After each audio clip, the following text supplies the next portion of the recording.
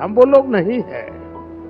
हमारे लिए समय के बंधन नहीं है, हमारे लिए सोचने की सीमाएं नहीं है, हमारे लिए पुरुषार्थ के लिए कोई मानदंड नहीं है। তৃতীয় মেয়াদে ভারতের প্রধানমন্ত্রী হিসেবে শপথ গ্রহণের পর কাজ শুরু করেছেন নরেন্দ্র মোদী। সোমবার দিল্লিতে প্রধানমন্ত্রীর কার্যালয়ের কর্মীদের উদ্দেশ্যে প্রথম বক্তৃতা দেন তিনি। বলেন, এই প্রধানমন্ত্রীর কার্যালয় প্রধানমন্ত্রী মোদীর হবে না, এটি হবে জনগণের প্রধানমন্ত্রীর কার্যালয়। টিম মোদীই হবে ভারতের ভরসা।